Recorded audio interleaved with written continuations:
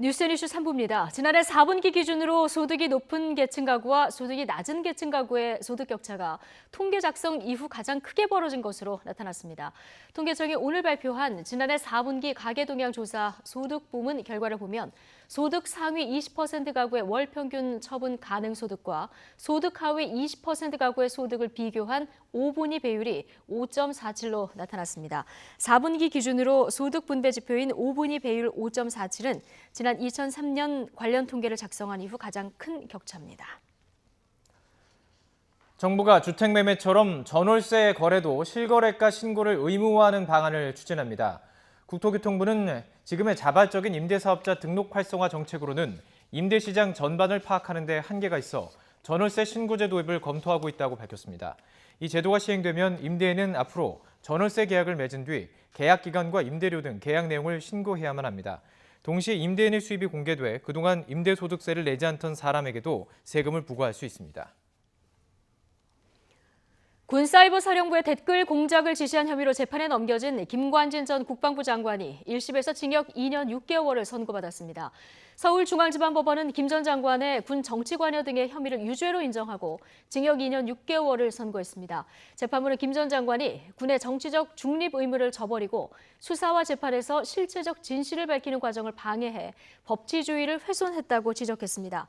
재판부는 다만 김 전 장관이 앞서 구속적부심에서 풀려난 만큼 항소심에서도 불구속 상태에서 재판을 받는 게 바람직하다는 판단에 따라 법정 구속하지는 않았습니다. 마약과 성범죄 연루 의혹으로 수사를 받던 중 기습 철거를 시도했다는 논란에 휩싸인 클럽 버닝썬에 대해서 경찰이 현장 점검을 벌였습니다. 서울지방경찰청 광역수사대는 어제 저녁 8시 반부터 1시간 동안 버닝썬의 사이버수사대와 과학수사대 등 수사관 10여 명을 투입해 현장을 조사했습니다. 경찰은 성범죄 영상이 촬영된 곳으로 추정되는 VIP룸 등 시설 사진과 동영상 등 수사에 필요한 자료를 확보했다고 설명했습니다. 방송인 김미화 씨가 광우병 선동을 했다는 허위 내용의 동영상을 게시한 유튜버가 1심에서 징역형의 집행유예를 선고받았습니다. 서울중앙지방법원은 명예훼손 혐의로 기소된 23살 심호 씨에게 징역 8개월에 집행유예 2년을 선고했습니다. 재판부는 김 씨의 구체적 발언이나 행동에 대한 근거 없이 광우병을 선동했다는 단정적인 내용의 동영상을 게시했다며 신 씨가 공인에 대한 비판 수준을 넘어 비방할 목적으로 명예를 훼손했다고 판단했습니다. 어제 노동자 사망 사고가 발생한 현대제철 당진 공장에서 사고 원인을 밝히기 위한 합동 감식이 시작됐습니다. 경찰과 국과수, 고용노동부 등은 합동 감식을 통해 50살 이모 씨가 컨베이어 벨트에 몸이 끼어서 숨지게 된 경위를 조사하고 있습니다. 하지만 현장 CCTV가 없고 이 씨가 혼자 부품을 가지러 갔다가 사고가 난 원인을 파악 쉽지 않은 것으로 전해졌습니다. 육체 노동자가 60세까지 일할 수 있다는 게 기존 대법원의 판례인데요. 평균 수명이 늘면서 일할 수 있는 나이의 기준인 노동가동 연한도 65세로 높여야 하는지를 놓고 하급심에서 엇갈린 판단이 나오고 있습니다. 오늘 대법원 전원합의체가 최종 판단을 내립니다. 조성호 기자입니다. 일해서 돈을 벌 수 있는 정년을 노동자의 가동 연한이라고 부릅니다. 기존 대법원 판례 가정한 육체 노동자의 가동 연한은 60살입니다. 지난 1989년 12월 대법원 전원 합의체가 55살이던 것을 높인 뒤론 그대로입니다. 사고가 났을 때 보험금이나 손해배상액을 계산하는 기준입니다.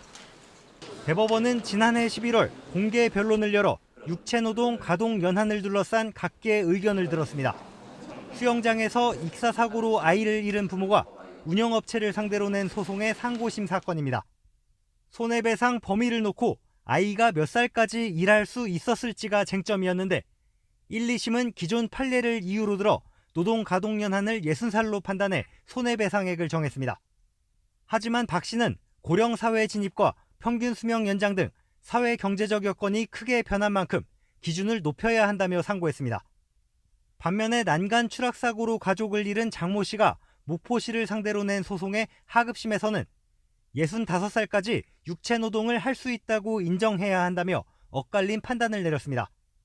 대법원은 노동가동연한이 국민 생활에 미치는 파급력이 크다는 점을 고려해 두 사건 모두 대법원장과 대법관 12명이 참여하는 전원 합의체에서 다뤄왔습니다.